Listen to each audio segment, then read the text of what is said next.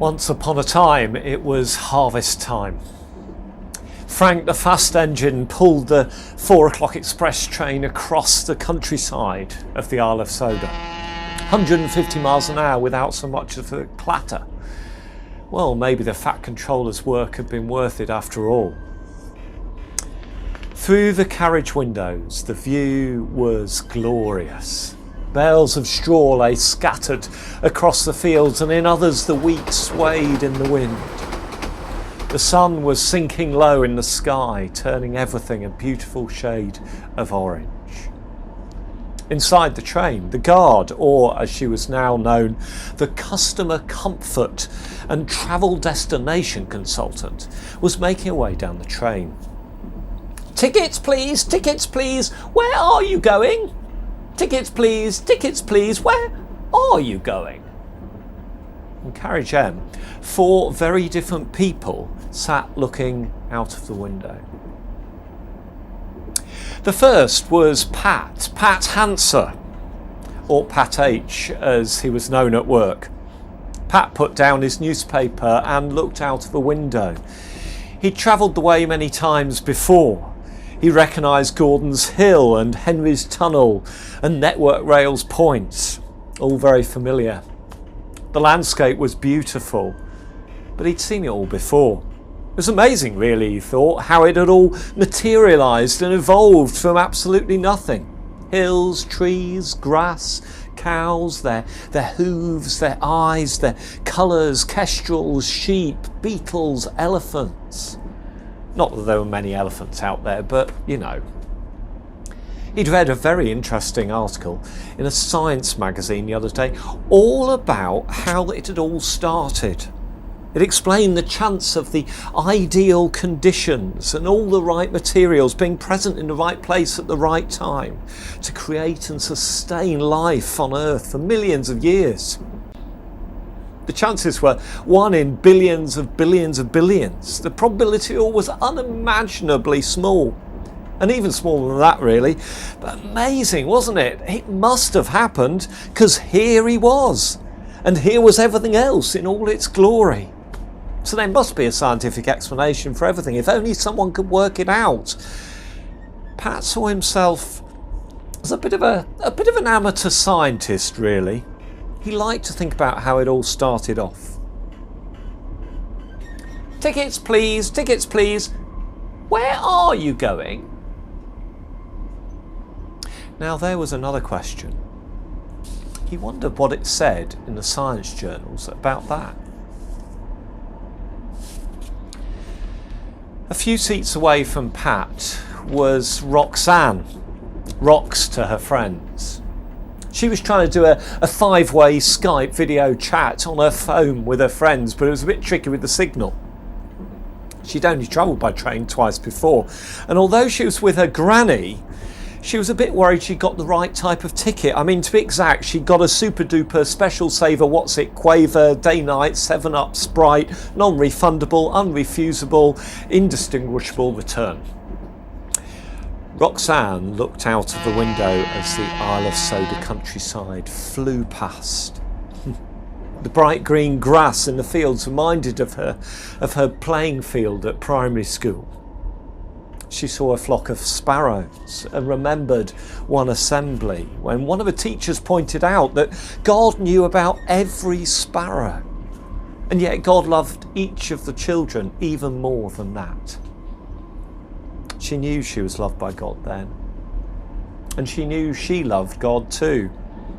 She used to love to talk to God before her bedtime and singing to him on Sundays in church. Her mum and dad would take her, and Granny came too.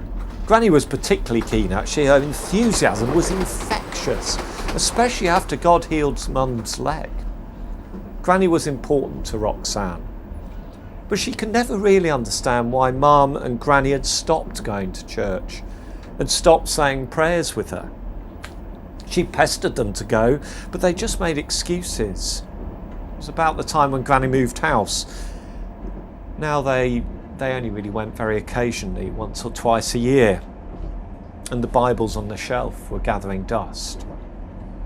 They still mention God, but more as a swear word these days.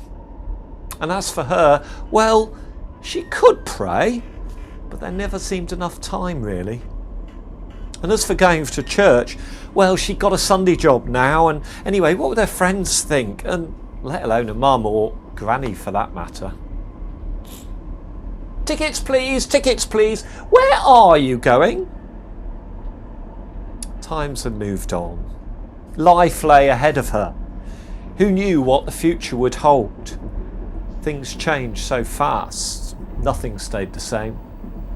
Roxanne looked out of the window at the hills, the valleys and the streams. Then she started worrying about her ticket. What type was it? Would it still be valid on this train?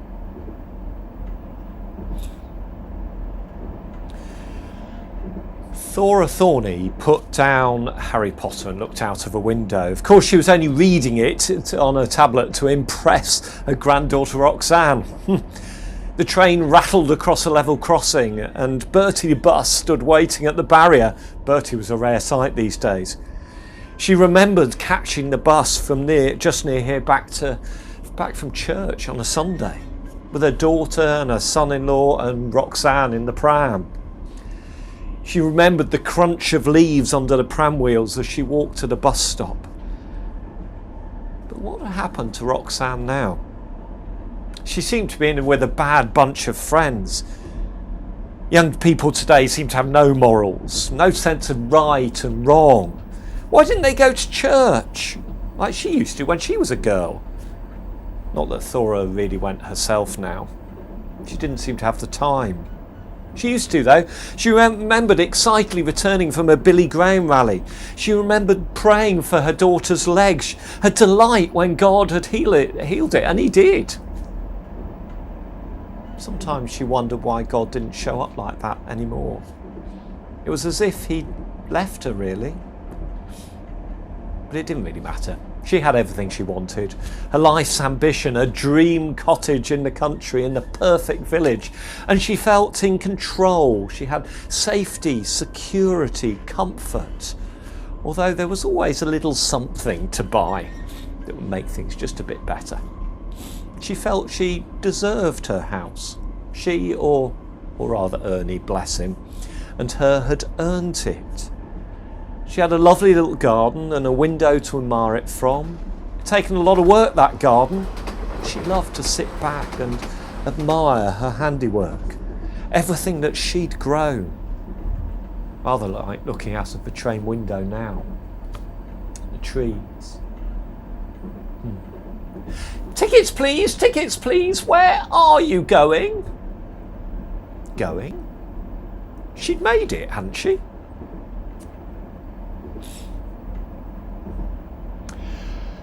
Godfrey Goodsoil looked out of a window.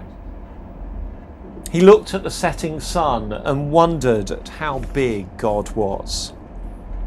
He looked at the leaves on the trees and marvelled at the detail. The beauty of it all was stunning. Godfrey muttered a silent thank you under his breath. He saw a track repair train in the siding. Godfrey was on his way back from hospital. They'd decided to stop his treatment. He knew he hadn't got long left now. The waiting would soon be over. It brought a tear to his eye. But then he smiled as he saw children waving from a bridge. He waved back and thought of his own children and grandchildren. And he said another silent, thank you, God. He loved his family. He didn't like the thought of leaving them, but he knew they were in good hands, the best hands. He remembered young Jack's excitement when God answered his prayers for his friend Billy. He remembered the words of his friend Bert at his son's funeral. He's in a better place now. He remembered the smile on his daughter's face when she told him she'd started a Bible study group in her town. Yes, there'd been bad times and good times, but they were in good hands. Godfrey looked down at his Bible open on his lap. He'd followed Jesus for so many years. He loved reading his Bible. He loved talking to God about what he read. And he loved it when God spoke to him through it. He might be old now, but he never stopped praying, never stopped reading, never stopped listening for God. With God, there was always much more to life. But now death was approaching. Godfrey was looking forward to a new life. Before he read the words of his favourite parable, he looked up at the others around him and wondered, how had God spoken to each one of them? And how had they responded, he wondered. The man looking deceptively self-assured, hiding behind a science magazine, as if he got all the answers and didn't need God. The teenager. How many of her generation had been let down by their parents and grandparents who'd failed to encourage them to explore faith and then blame their children for it? The grandparent who'd allowed leisure and comforts and family to take the place of God in her life. And then Godfrey started to read and listened for God's voice speaking to him. Jesus said, "Listen. A farmer went out to sow his seed. And as he was scattering the seed, some fell along the path, and the birds came and ate it up. Some fell on rocky places, where it did not have much soil. It sprang up quickly because the soil was shallow. But when the sun came up, the plants were scorched, and they withered because they had no root. Other seed fell among thorns, which grew up and choked the plants, so they didn't bear grain. Still other seed fell on good soil. It came up, grew, and produced a crop, multiplying 30, 60, or even 100 times." And then Jesus said, "Whoever has ears to hear, let them hear."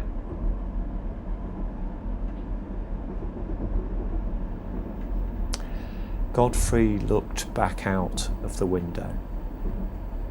It was harvest time. Tickets please, where are you going?" Godfrey looked up and smiled. "Home. I'm going home." And then he looked round at the others. "And you? Where are you going?"